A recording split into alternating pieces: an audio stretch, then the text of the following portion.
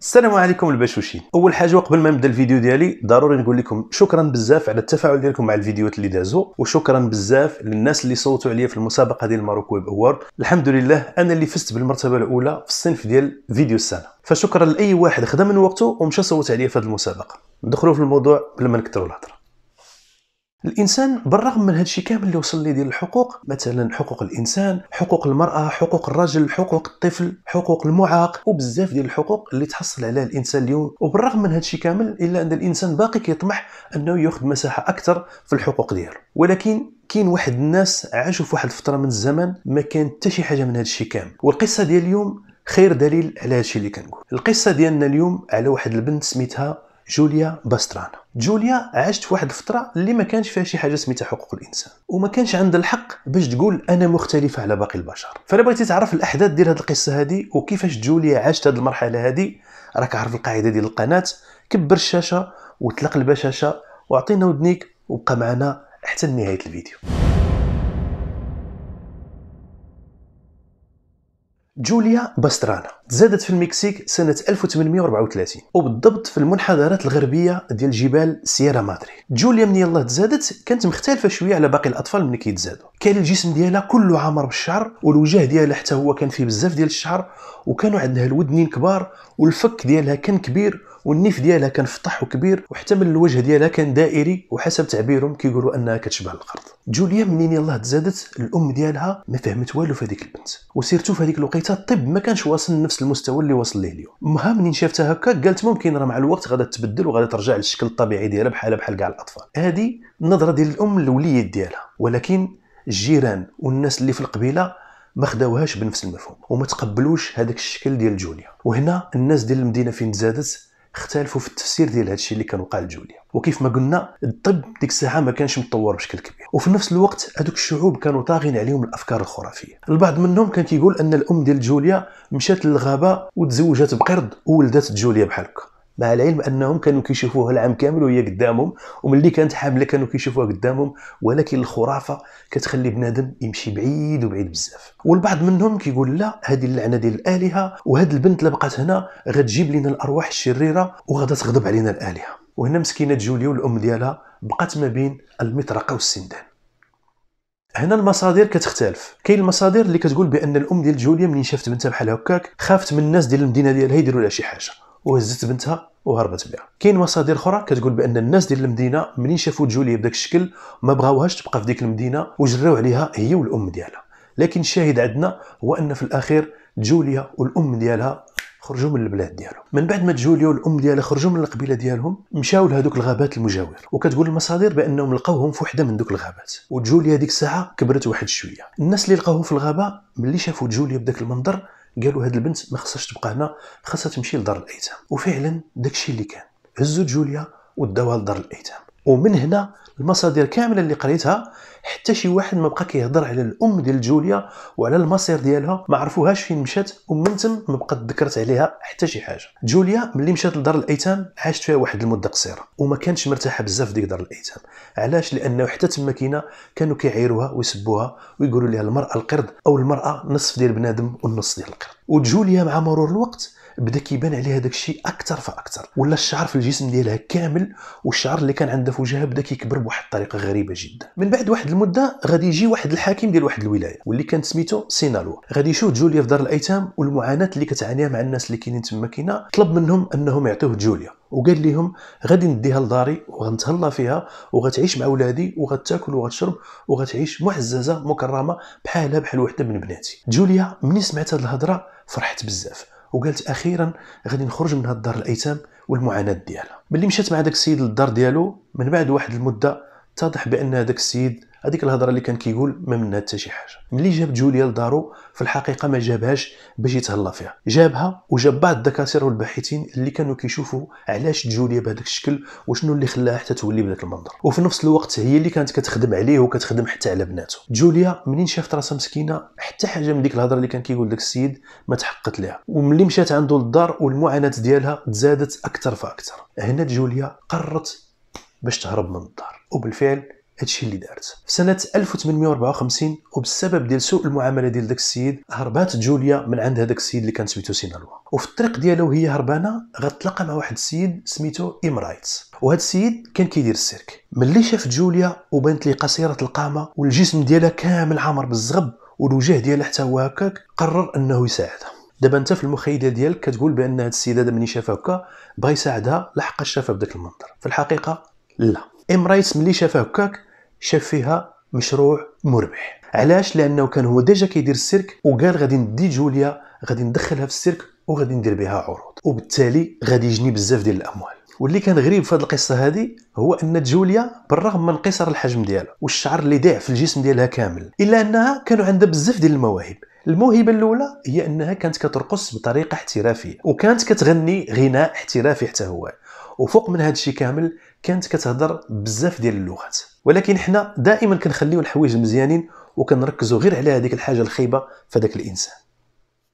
امرايتس مشى لعند جوليا ويعرض عليها انها تمشي تخدم معاه في السيرك ديالو، وعرض عليها واحد المبلغ محترم وقال لها غتمشي معايا الميريكان باش تبداي ديري معايا عروض في السيرك. جوليا ملي شافت هذاك العرض اللي دار ليها داك السيد ما كان عليها الا تقبل، لان الوضع ديالها ديك الساعه كان كيحتم عليها انها تقبل. مشات كتخدم معاه في السيرك. هذاك السيد من نهار جاب جوليا للسيرك ديالو العروض اللي كانت كدير جوليا كانت كتجيب اموال طائله، وبدا السيرك ديالو كيتشهر اكثر فاكثر، ولاو الناس كيجيو من اماكن بعيده باش يشوفوا جوليا. كانسان عادي غتفكر بان الناس اللي كتجي باش تشوف الرقص ديال جوليا والغناء ديالها، ولكن في الحقيقه الناس اغلبيتهم كلهم كانوا كيجيو باش يشوفوا هذيك البنت اللي حسب تعبيرهم هما كيقولوا بانها كتشبه القرد. وفي واحد من العروض اللي كانت كدير جوليا كان حاضر واحد السيد سميتو تيودور لينت، وهذا السيد هذا حتى هو كان امريكي وكان عنده حتى هو واحد السيرك. ملي شاف جوليا قال هذا هو المشروع المربح ديالي. ملي كملت جوليا العرض ديالها وهو يمشي لعندها وهو يعرض عليها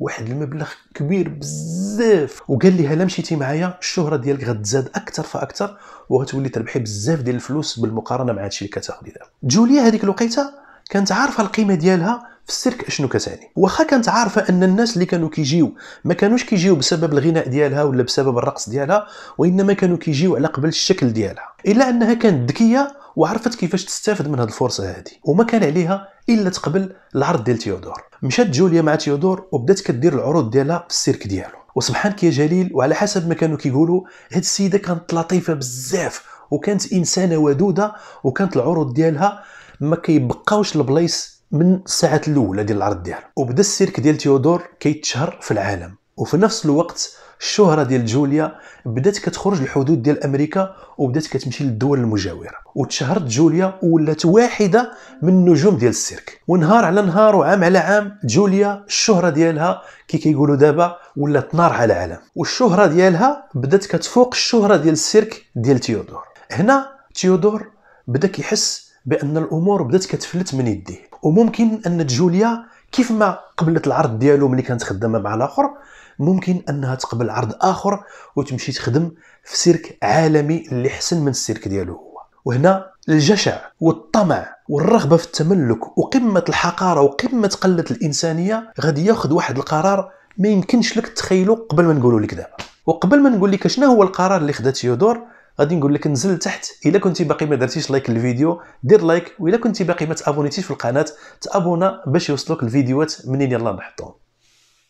تيودور كيف ما قلنا مني شاف الامور بدات كتفلت من يديه وكيشوف الشهره ديال جوليا بدات كتفوق الشهره ديال السيرك ديالو، قرر انه يتزوج بها، ماشي حيت كيحبها ولا كيموت عليها ولا كيعشقها، لا حتى حاجه من هذا الشيء كامل، غير باش يبقى مسيطر عليها ومعمرها تقرر انها تخليه وتمشي تخدم في شي سيرك اخر. جوليا مسكينه منين عرض عليها تيودور الزواج بطبيعه الحال هي كتعرف الناس اشنو النظره ديالهم ليها، وكتعرف بان الناس ملي كيجيو للسيرك ديالها راه ما كيجيوش على قبل الغنى ديالها ولا على قبل الرقص ديالها ولا على قبل اللطافه ديالها ولا على قبل اللغات اللي كانت كتهضر بها، كلهم كانوا كيجيو غير باش يشوفوا الشكل ديالها وباش يجي واحد الانسان بين قوسين عادي ويتزوج بها. فبالنسبه لجوليا هذه فرصه لا تعوض، وبالفعل جوليا قبلت انها تتزوج بتيودور، وتيقولوا انها كانت زوجه لطيفه وزوجه وفيه وكانت الطف من اللطافه. ومن بعد واحد المده غادت حمل جوليا من تيودور، وهذيك الساعه كان عندهم واحد العرض في موسكو يعني في روسيا، ومن طبيعه الحال وحده مشهوره في العالم بحال جوليا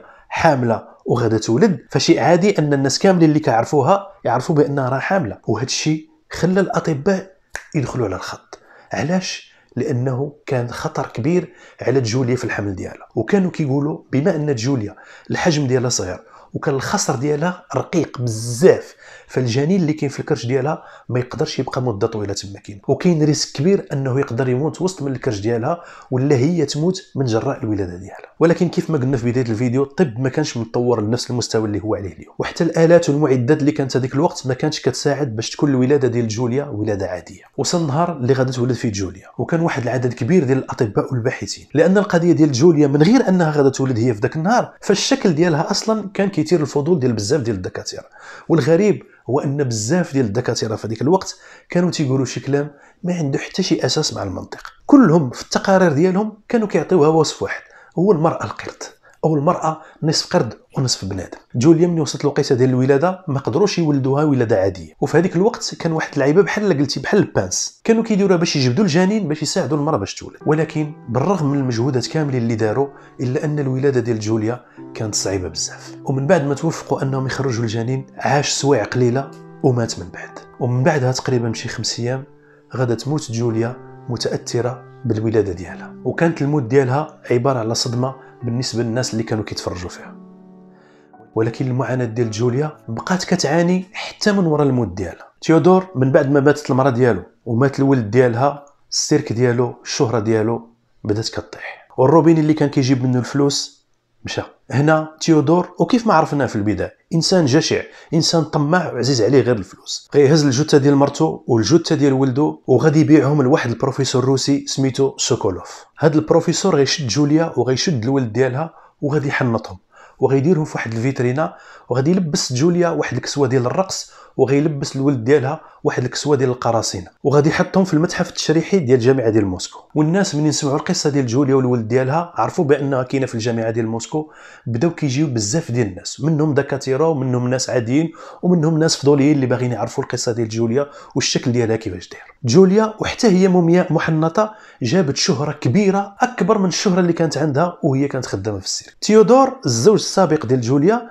ملي عرف بالشهره ديال جوليا حتى وهي مومياء قرر انه يرجع لموسكو مره اخرى، ولكن ما رجعش حيت ندم معاه الحال وبغى يجيب مرته وولده ويدفنهم بحالهم بحال اي انسان، لا، جاتو فكره اخرى عاوتاني باش يجبد منها الفلوس. وبالفعل غادي يرجع لروسيا وغيمشي عند البروفيسور سوكولوف وغادي يقول ليه هاك ها فلوسك ورد لي مرتي وولدي. البروفيسور سوكولوف ما كان عليه الا يقبل بالعرض اللي دار مع تيودور، وعطاه المومياء ديال مرته والمومياء ديال ولده. ولمده 10 سنوات تيودور كيهز المومياء ديال مرته وديال ولده وكيدير بهم جولات في العالم كامل، وبالفعل جنى اموال طائله من خلال دوك العروض اللي كان كيديرها بجوليا وولدها. وكان كيساعدو في هذا الشيء مرته الثانيه اللي كانت سميتها ماري بارتيل. من بعد واحد المده تيودور عيا بدوك الجولات اللي كان كيدير بجوليا وولدها، وهو يقرر انه ياخذ واحد المتحف في سان بيترسبورغ وغادي يقرر انه يحط فيه جوليا وولدها في وسط واحد الفيترينا ديال الزاج. وكانوا كيجيو الناس لذاك المتحف كيشوفوا جوليا والولد ديالها وكيحطوا الفلوس، وجنا اموال طائله من وراء هاد العيبه هذه حتى هي. ولكن كيف تنقولوا دائما البر لا يبلى والذنب لا يفنى والديان لا يموت، اعمل ما شئت كما تدين تدان. من بعد ما تيودور جمع اموال طائله ولا واحد من الاغنياء في ذيك الوقت، الا ان وقت ديال الخلاص جا. تيودور من بعد واحد المده غادي يتصاب بمرض الجنون وغيولي يخرج للزنقه وكيلوح في الحوايج ديالو وكيلوح في الفلوس في الزنقه وكيلوح في المستندات ديالو والعقود اللي كان كيديرها في السيرك ديالو. وفي سنه 1884 غيتهز تيودور وغادي يديوه لمستشفى الامراض العقليه وغادي يولي مجنون رسمي 100%. من بعد ما تيودور دخل المستشفى ديال الامراض العقليه غادا تنوض المرض ديالو وغتعاود تفتح المعرض وغتعرض فيه جوليا والولد ديالها حتى هو. هاد جوليا مسكينه ما عرفتش انا الزهر ديالها كيفاش دير مع هاد الناس. وهنا كيبان لك ان ماشي غير تيودور اللي كان فيه الطمع والجشع وحب المال، حتى المرض ديالو، وكاينين بزاف ديال الناس كيشبهوا لتيودور وفي الوقت ديالنا الحاضر كاع. وبقات على داك الحال تقريبا شي 5 سنين، ومن بعد هي تقرر انها تبيع المومياء ديال جوليا والولد ديالها وباعتهم لواحد راجل الماني. وحتى هذاك الالماني اللي شراها خدات جوليا والولد ديالها وبدا كيدير بهم معارض في السيرك وكيدير بهم معارض في المتاحف، وكان كيجيب باحثين وعلماء الانثروبولوجيا باش يتعرفوا على المومياء ديال جوليا والولد ديالها. وكان هذا هو القدر ديال جوليا مسكينه هي وولدها لسنوات كثيره، من معرض لمعرض ومن متحف لمتحف ومن سيرك لسيرك وزيد وزيد. ومن بعد واحد المده طويله غادي يلقاو المومياء ديال جوليا وديال الولد ديالها في السويد. وفي سنه 1973 السويد غتصدر واحد القانون كيجرم اي واحد كياخذ الجثه ديال شي ميت ولا المومياء ديال شي ميت ويمشي يدير بها عروض في السيرك ولا في المتحف ولا في اي بلاصه، يتعاقب عليها ويدخل السجن.